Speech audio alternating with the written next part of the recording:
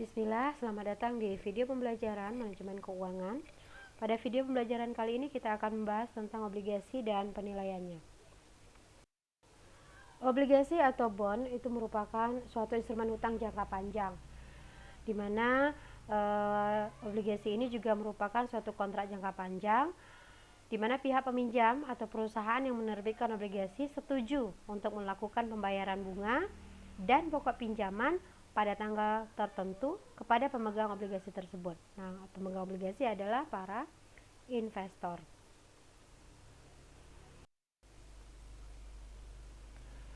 Oke, kita bahas jenis-jenis obligasi.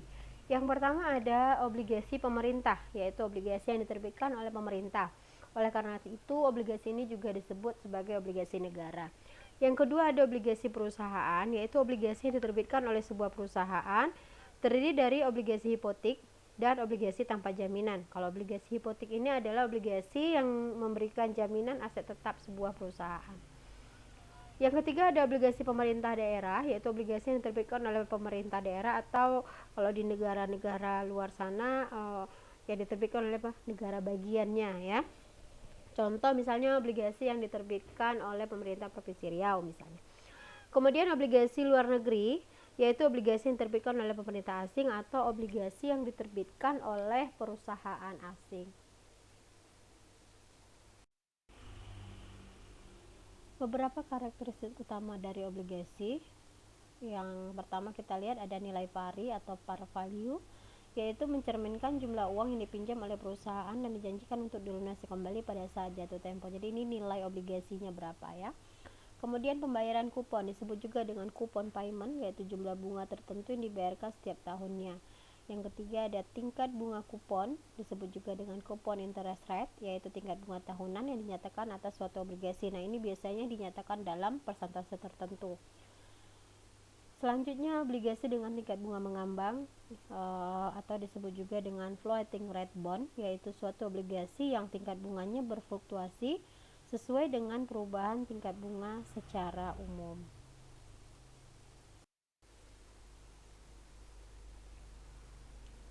Selanjutnya adalah obligasi dengan kupon bunga yang nilainya adalah 0 atau disebut juga dengan zero coupon bond, yaitu suatu obligasi yang tidak membayarkan bunga tahunan tetapi nanti dapat dijual dengan harga di bawah nilai pari atau ada diskon sehingga memberikan kompensasi kepada investor dalam bentuk apresiasi modal. Kemudian ada tanggal jatuh tempo atau maturity date, yaitu suatu tanggal yang telah ditentukan untuk melunasi nilai pari dari suatu obligasi. Selanjutnya waktu jatuh tempo awal, yaitu jumlah tahun sampai tanggal jatuh tempo sejak obligasi diterbitkan.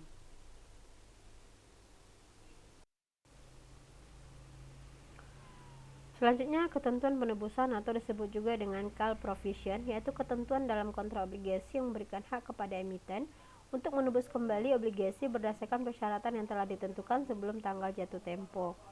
Selanjutnya ada ketentuan dana pelunasan, disebut juga dengan sinking fund provision, yaitu ketentuan dalam kontrak obligasi yang meminta emiten untuk melunasi sebagian dari emisi obligasinya setiap tahunnya. Obligasi yang dapat dikonversi yaitu disebut juga dengan obligasi convertible bond.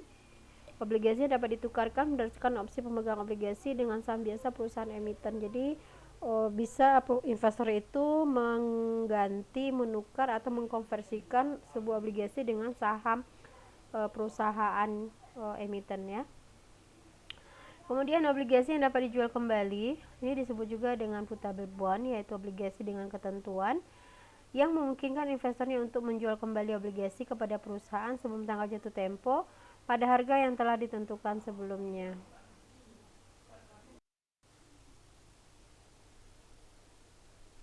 Kita lanjutkan obligasi pendapatan, disebut juga dengan income bond, yaitu obligasi yang membayarkan bunga hanya jika perusahaan memiliki cukup laba untuk membayar bunga tersebut. Nah, ini perlakuannya mirip dengan saham biasa ya, di mana nanti perusahaan hanya akan membayarkan dividen kepada pemegang saham biasa jika perusahaan itu laba. Nah, kalau perusahaan rugi, perusahaan tidak akan membayarkan dividen. Nah, sama seperti obligasi pendapatan. Jika perusahaan mempunyai cukup laba, maka bunga obligasi akan dibayarkan. Kemudian ada obligasi terindeks, yaitu obligasi yang pembayaran bunganya didasarkan atas indeks inflasi, sehingga akan melindungi pemegangnya dari resiko inflasi. Oke, sekarang kita masuk bagaimana cara menilai dari obligasi. Ada dua metode, dengan garis waktu dan dengan rumus. Dengan garis waktu kita buat sesuai dengan umur dari obligasinya sampai dengan jatuh tempo. Kalau misalnya ada 10, berarti garis waktunya ada 10 waktunya ya. Kemudian dengan menggunakan rumus, nilai obligasi itu dapat kita hitung dengan cara membagi tingkat bunga yang dibayarkan per setiap tahunnya dengan 1 ditambah RD pangkat 1 pada tahun pertama. Pada tahun kedua, INT dibagi dengan 1 tambah RD pangkat 2 dan seterusnya sampai dengan habis umur atau jangka waktu dari obligasinya atau sampai obligasinya jatuh tempo. Nah, penjelasan dari rumus ini dapat kita lihat. Oke, kita lihat ya. RD itu adalah tingkat bunga pasar obligasi, di mana tingkat bunga inilah nantinya akan kita gunakan untuk menghitung nilai sekarang dari arus kas terhadap obligasi. Nah, selanjutnya adalah N, yaitu jumlah tahun sebelum obligasi jatuh tempo. Kemudian INT itu adalah bunga yang dibayarkan setiap tahunnya. M itu adalah nilai pari dari obligasi. Oke, untuk lebih jelasnya bagaimana menilai sebuah obligasi, kita lihat sebuah contoh soal. Ya, diketahui sebuah obligasi dengan nilai pari $1000, INT $100, N 15 tahun, RD-nya 10% atau tingkat bunga 10%. Nah, berapakah nilai obligasi tersebut? Oke, kita lihat bagaimana menghitungnya dengan menggunakan garis waktu. Nah, karena tadi jangka waktunya 15 tahun, nah kita buat garis waktunya sepanjang 15 tahun. Kemudian INT-nya ada $100 ya. Nah, dengan rumus kita bisa lihat perhitungannya ada pada tahun pertama $100 dibagi dengan 1 ditambah 0,1 pangkat 1. Pada tahun kedua $100 dibagi 1 tambah 0,1 pangkat 2 dan seterusnya sampai pada tahun ke-15. Kemudian setelah itu ditambah dengan nilai M dibagi dengan 1 tambah I pangkat 15, pangkat N-nya 15. Nah, sehingga diperoleh jawabannya adalah $1000. Untuk lebih jelasnya, kita lihat pada slide berikut ini ya, pada ilustrasi untuk menghitung nilai obligasi dengan menggunakan garis waktu.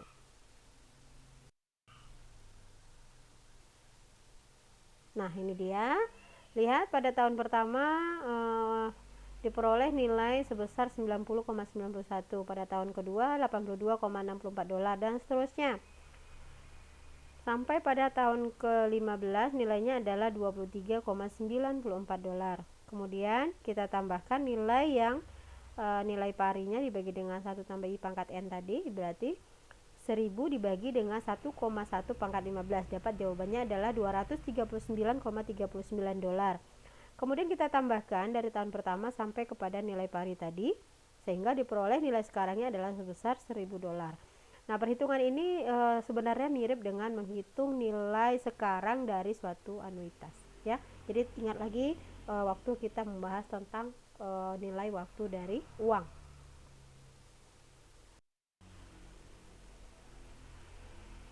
Oke, untuk melihat bagaimana pergerakan atau perubahan dari nilai obligasi itu, jika terjadi perubahan pada tingkat bunga atau kupon obligasi.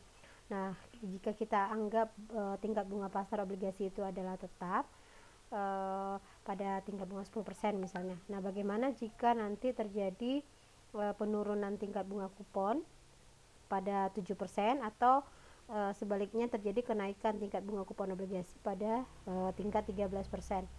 Nah, kalau kita lihat apakah nilai obligasinya menjadi naik atau menjadi turun.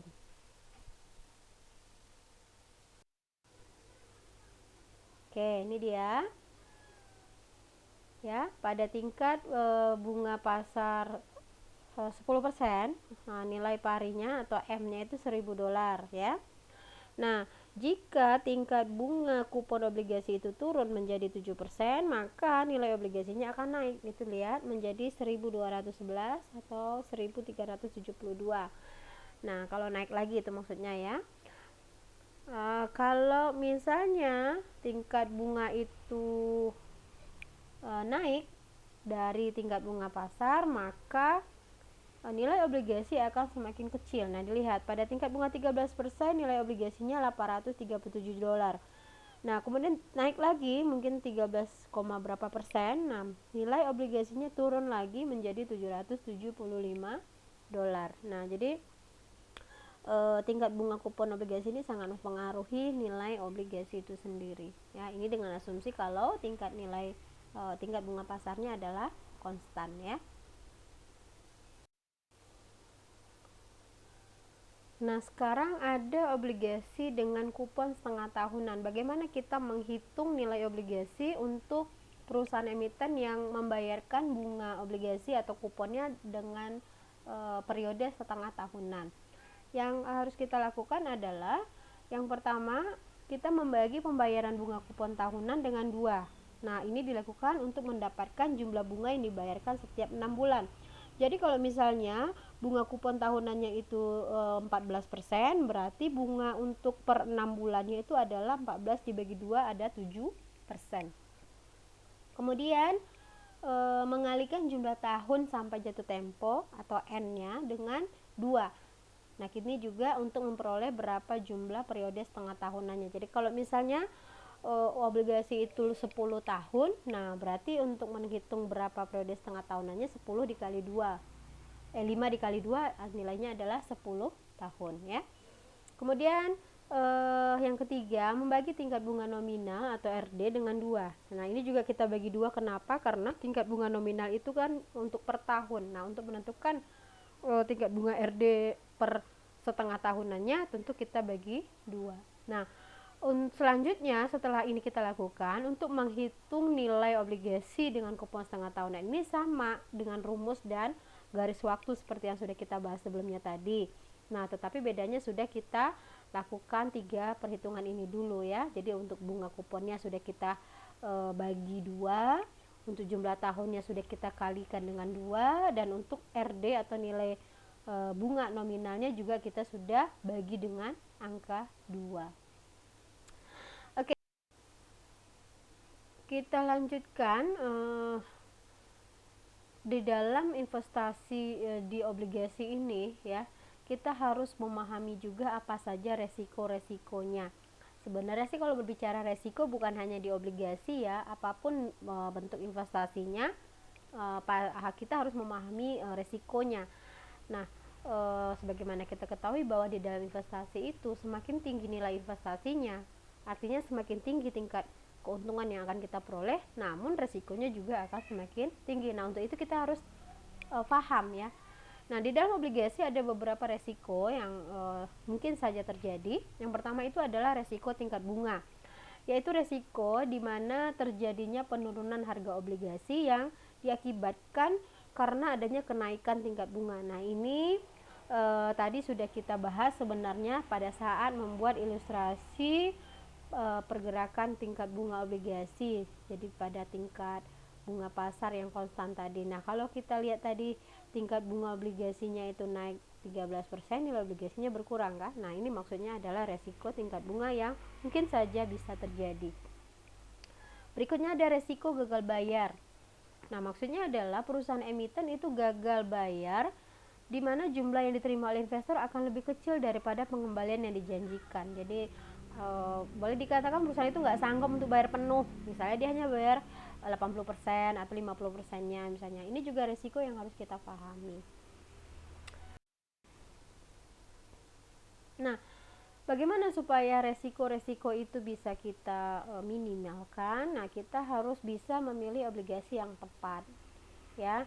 Memilih obligasi yang tepat itu maksudnya memilih investasi di obligasi yang sehat atau yang layak untuk kita jadikan sebagai instrumen investasi. Nah, untuk itu kita harus kenal yang namanya peringkat obligasi. Nah, Maksudnya peringkat obligasi di sini adalah pengkodean ya, atau memeringkat obligasi, di mana nanti peringkat obligasi ini dapat dijadikan sebagai indikator resiko gagal bayar ya. Kemudian juga peringkat obligasi ini juga dapat mengukur kemampuan perusahaan dalam memenuhi kewajibannya ya, dan menjadi acuan investor sebelum membeli sebuah obligasi. Nah, kita lihat. Nah, menurut teorinya pemeringkat obligasi itu atau peringkat obligasi itu terdiri dari dua. Yang pertama ada namanya investment grade, yaitu obligasi yang layak investasi. Maksudnya adalah obligasi ini aman. Kenapa aman? Karena perusahaan emiten atau perusahaan yang mengeluarkan obligasi itu mampu untuk membayar bunga dan pokok obligasi. Nah, biasa ditandai dengan kode atau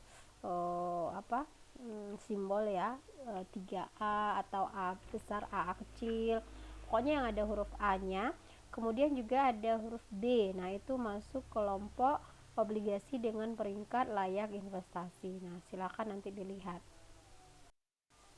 Yang kedua ada kelompok peringkat obligasi non investment grade. Maksudnya adalah ini kebalikan dari yang tadi ya. Jadi ini adalah untuk obligasi yang tidak layak investasi. Kenapa tidak layak? Karena perusahaannya tidak mampu untuk membayar bunga dan pokok obligasi.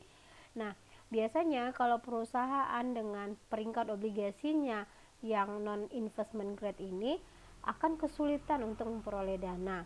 Nah, biasanya mereka juga akan membuat strategi untuk menarik investor, yaitu dengan menaikkan kupon obligasinya. Nah, jadi kita sebagai investor harus hati-hati, jangan cepat tertarik dengan tingkat bunga kupon obligasi yang tinggi, tetapi kita harus lihat juga peringkat obligasinya bagaimana ya. Nah, biasanya ditulis dengan kode huruf B dan C ya. B-nya hanya 2. Kalau tadi ada B juga tapi B-nya 3, kalau ini hanya 2 B-nya. Kemudian ada semua huruf C. Nah, kalau obligasinya dengan kode ini, sebaiknya kita tidak memilih sebagai instrumen investasi. Nah, supaya lebih aman, kita memilih obligasi yang syariah. Jadi yang tadi kita bahas itu adalah obligasi yang konvensional. Nah, kita bisa sebagai alternatif yang aman dunia dan akhirat. Nah, sebaiknya kita insya Allah ya, sebaiknya kita memilih investasi dalam bentuk obligasi syariah atau yang disebut dengan suku. Nah, menurut Dewan Syariah Nasional, obligasi syariah ini adalah sudah berharga jangka panjang yang menggunakan prinsip syariah, di mana perusahaan yang mengeluarkan obligasi tersebut akan memberikan tingkat pengembalian dalam bentuk bagi hasil. Kemudian juga perusahaan emiten akan mengembalikan dana obligasi tersebut pada saat jatuh tempo. Nah, untuk prosesnya obligasi syariah ini menggunakan akad ijarah, istisna, salam, murabahah, mudarabah, dan musyarakah. Nah, untuk ini nanti ada pembahasan lebih lanjut ya.